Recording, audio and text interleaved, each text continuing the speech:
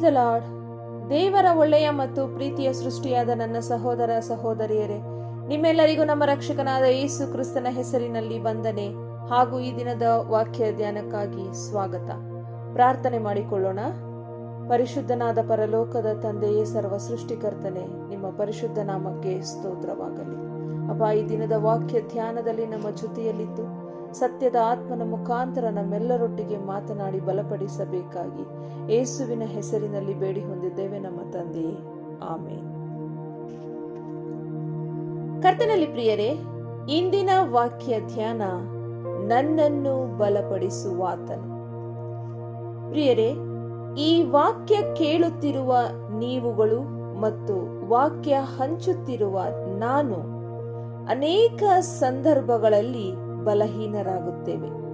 ಅದು ದೈಹಿಕವಾಗಿಯೂ, ಮಾನಸಿಕವಾಗಿಯೂ ಮತ್ತು ಆತ್ಮಿಕವಾಗಿಯೂ ಬಲಹೀನರಾಗಿರುತ್ತೇವೆ ಅಥವಾ ದುರ್ಬಲರಾಗಿರುತ್ತೇವೆ. ಆದರೆ ಪ್ರತಿದಿನ ವಾಕ್ಯ ಓದುವ, ಕೇಳುವ ನಾವು ಆ ವಾಕ್ಯಗಳನ್ನ ನಮ್ಮ ಜೀವಿತದಲ್ಲಿ ಎಷ್ಟರ ಮಟ್ಟಿಗೆ ನಂಬಿಕೆಯಿಂದ ಅಳವಡಿಸಿಕೊಂಡಿದ್ದೀವಿ ಅನ್ನುವಂಥದ್ದು ಬಹಳ ಮುಖ್ಯ ಆಗುತ್ತೆ. ನೋಡಿ, ಫಿಲಿಪಿಯವರಿಗೆ ಬರೆದ ಪತ್ರಿಕೆ 4ನೇ ಅಧ್ಯಾಯ 13ನೇ ವಚನದಲ್ಲಿ ಈ ರೀತಿಯಾಗಿ ಬರೆಯಲ್ಪಟ್ಟಿದೆ: ನನ್ನನ್ನು ಬಲಪಡಿಸುವಾತನಲ್ಲಿದ್ದುಕೊಂಡು ಎಲ್ಲಕ್ಕೂ ಶಕ್ತನಾಗಿದ್ದೇನೆ ಎಂದು ಪೌಲರು ಹೇಳ್ತಾ ಇದ್ದಾರೆ. ಪ್ರಿಯರೇ, ಪೌಲನನ್ನು ಬಲಪಡಿಸಿದ ದೇವರು ಇಂದು ನಮ್ಮ ಜೊತೆಯಲ್ಲಿ ಇದ್ದಾರೆ. ಅಬ್ರಹಾಮನನ್ನು, ಇಸಾಕ, ಯಾಕೋಬ, ಮೋಶೆ, ನೋಹನ, ಯೋಸೇಫ, ದಾವೀದ, ಯೋಬ ಇವರೆಲ್ಲರನ್ನು ಬಲಪಡಿಸಿ ನಡೆಸಿದ ದೇವರು ನಮ್ಮನ್ನೂ ಸಹ ನಡೆಸುವವರಾಗಿದ್ದಾರೆ.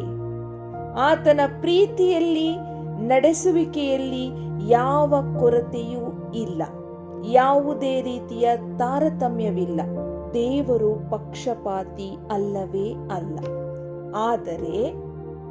ಆದರೆ ಅವರೆಲ್ಲರ ರೀತಿ ತಗ್ಗಿಸಲ್ಪಡುವಿಕೆ, ಸಂಪೂರ್ಣ ಒಪ್ಪಿಸಲ್ಪಡುವಿಕೆಯ ಕೊರತೆ ನಮ್ಮೆಲ್ಲರಲ್ಲಿದೆ.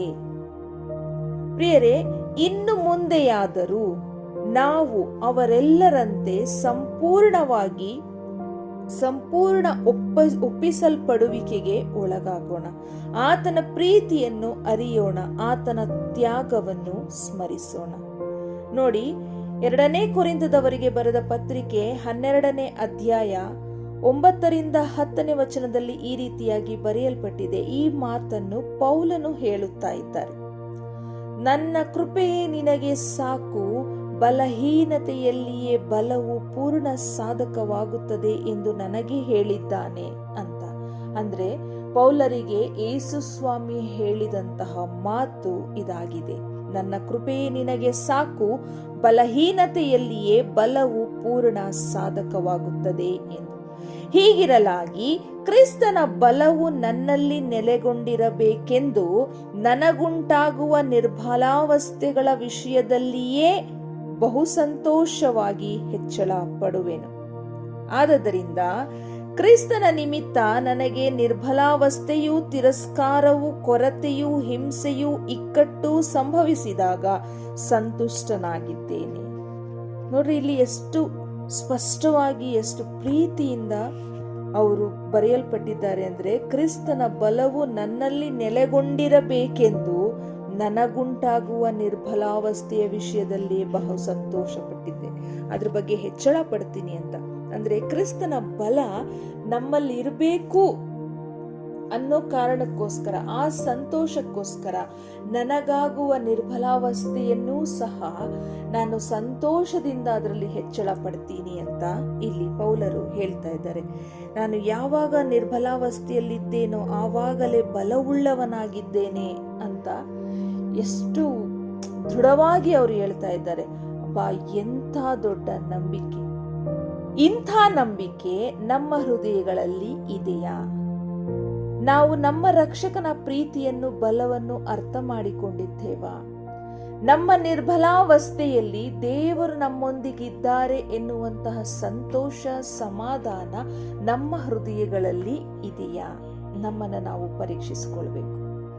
ಗಮನಿಸಿ, ನನ್ನ ನಿರ್ಬಲಾವಸ್ಥೆಯಲ್ಲಿ ಬಹು ಸಂತೋಷವಾಗಿ ಹೆಚ್ಚಳ ಪಡುತ್ತೇನೆ ಅಂತ ಹೇಳ್ತಾ ಇದ್ದಾರೆ.